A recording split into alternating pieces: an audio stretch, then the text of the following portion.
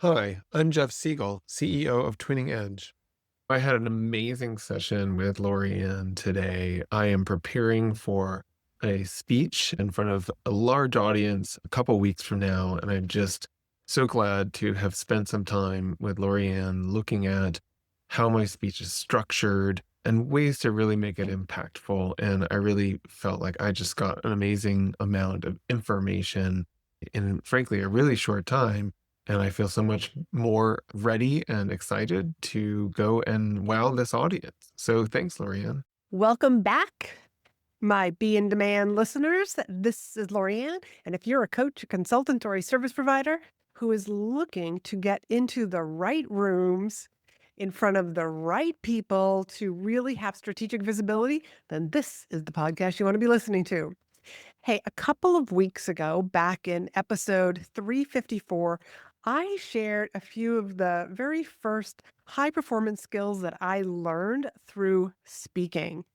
I talked about things like courage, integrity, storytelling, and engaging an audience. But as soon as I wrapped up that recording, I realized I had made it a short episode, but I had done that with very intentional reasons. And then I noticed, because I got some DMs and messages from people sharing their experiences with learning public speaking skills, and it made me realize I really needed to dive into this a little bit more. So, public speaking has been the single best personal development tool of my life.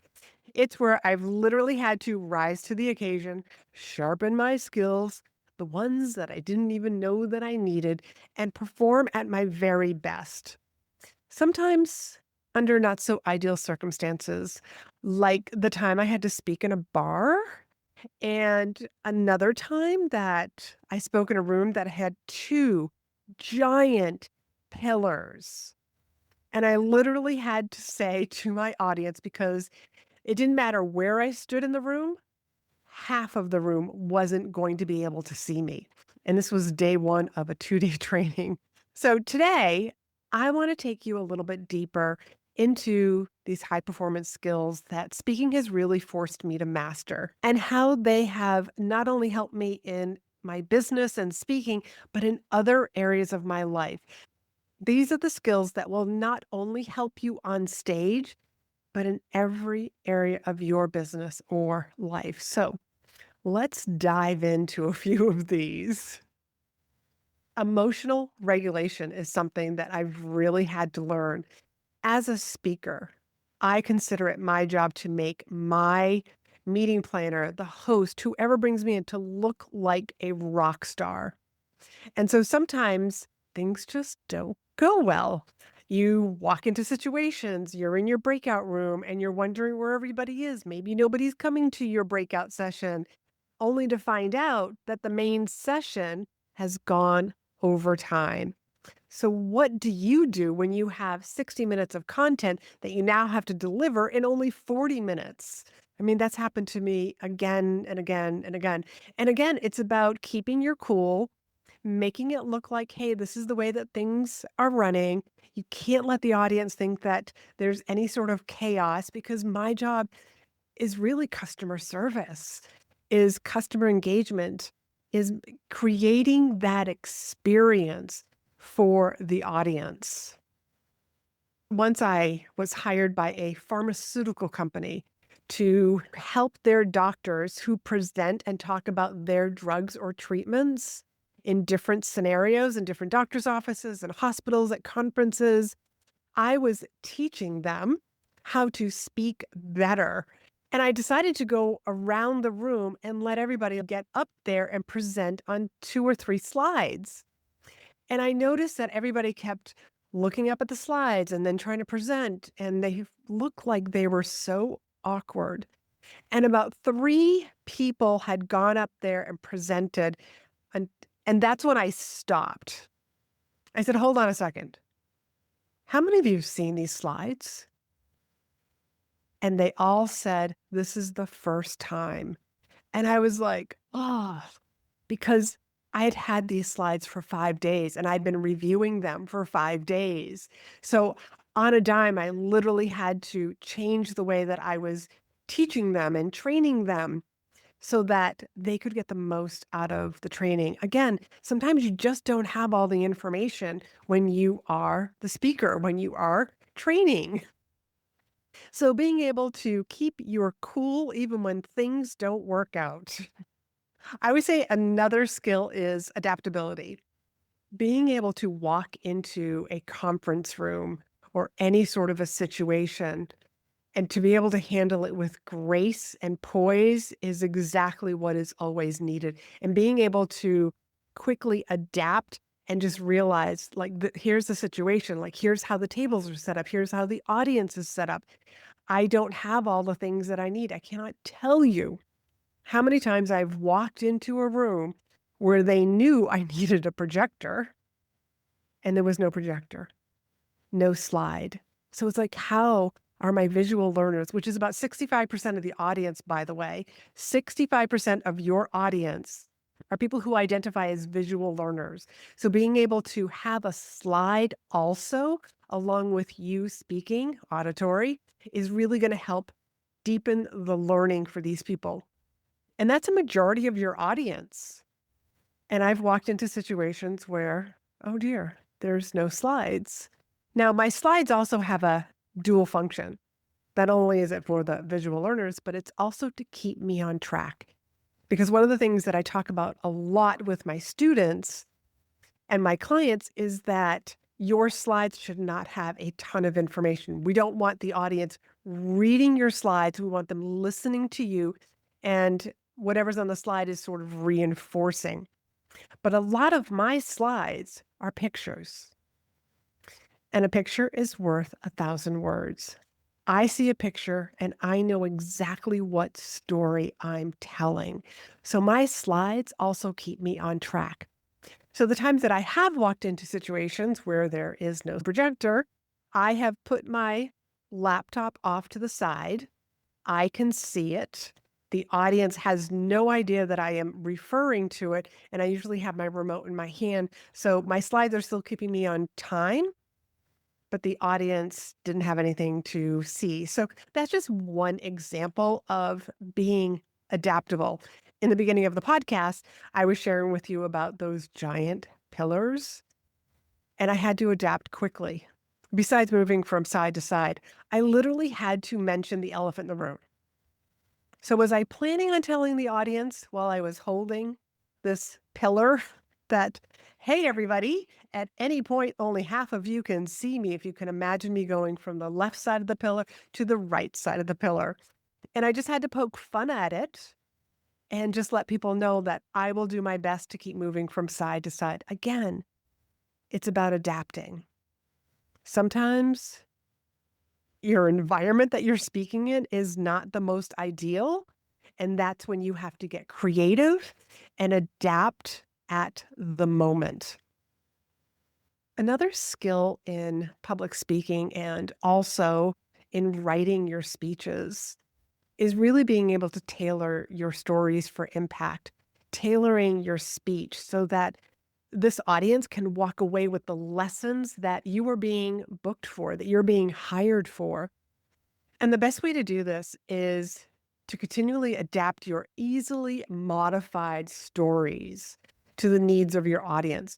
So, what does this mean? This means that you should have some very general stories that you can change the lessons so easy for any audience.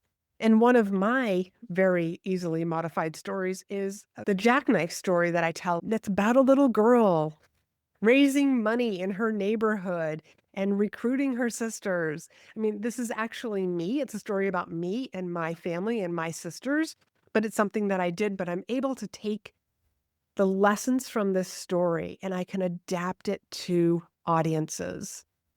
Another way to tailor your impact, and I've done this as well, is to pick up a local newspaper wherever you happen to be speaking.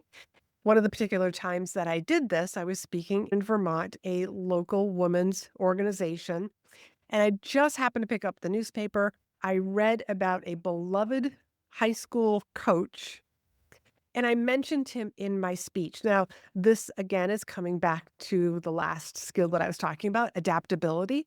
Being able to weave in a story quickly, whether somebody shares that story with you in the very beginning before you get onto stage, or the different conversations that you have with people before you speak, to be able to weave some of those stories in to your presentation and then be able to help the audience understand, like, here's the lesson that I want you to see here. Here's the lesson that I want you to walk away with so that they can adapt it and customize it for their particular situation and their life. Now, this next one is one that definitely has helped me in many, many different areas of my life. And that is, public speaking has taught me leadership presence and confidence. One of my first big speeches was in front of 600 women at a women's conference here in New Hampshire. My first book had just come out. 600 women was a lot. Like, when I look at those pictures and I'm like, wow, I was just getting started. And the way that I was able to book that particular stage was because of relationships. And those relationships is what put me in front of the woman who was in charge of this conference, and she did book me. Like, leadership is a hot topic. It's one of those topics that people can never get enough of. Like, I wanna keep learning more because every time you get to a certain level of leadership, you're a different person. You are ready to learn new skills to help you get to that next level. So 600 women at this conference, that was pretty big for me, and I really had to work on, 1, my speech, but also showing up as that confident speaker. And I believe that this was the first time that I came up with my pre-speaking routine, because I specifically remember finding a service hallway, kicking off my heels, putting in my AirPods, or, well, back then it was wired, and pacing and thinking about my speech. And this became my pre-speaking routine, was music and movement. And that leadership presence and confidence is not just on stage. I have to step off the stage and continue to be that person, because I was going back to my booth. But remember, the person who hired me, my job is to make them look like a rock star.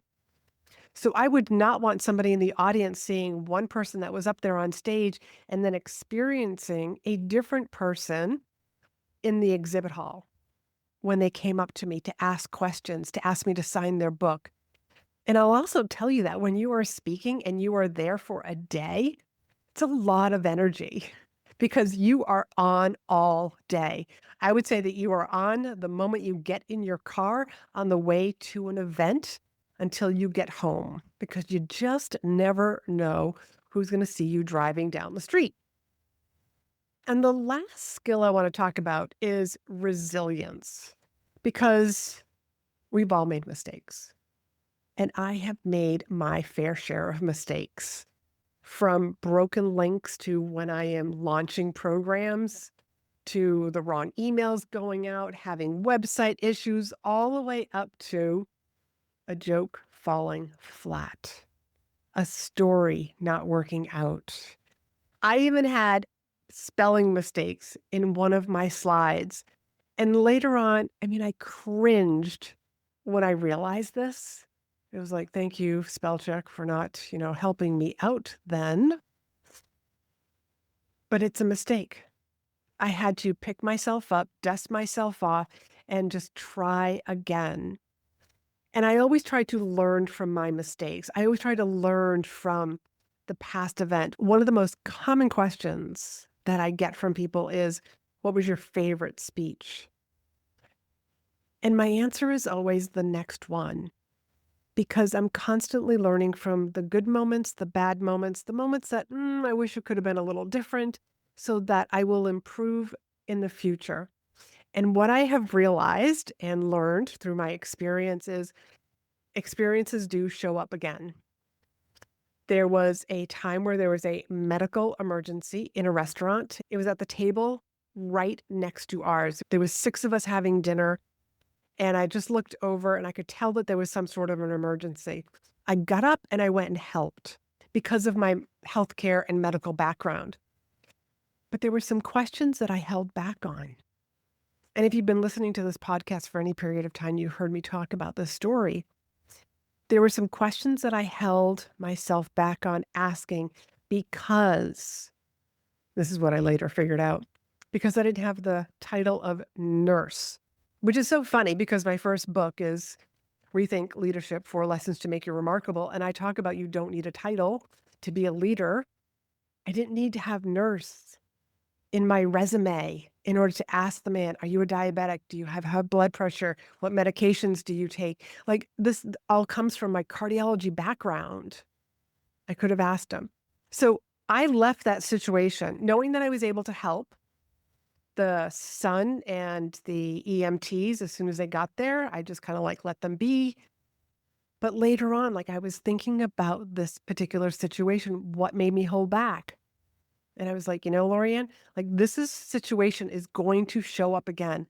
And sure enough, 2 weeks later, I was in my gym working out, warming up on the treadmill, and I saw an older gentleman walking to leave the gym, and he was having a very hard time breathing.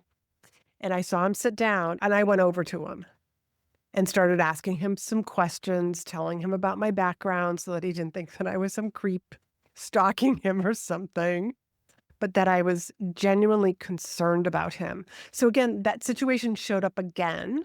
So just know that any mistake that you are overcoming, it's going to show itself again, probably in the future, but just know that you are going to handle it differently because you have evaluated where you are right now. And hey, this is what I wish had happened.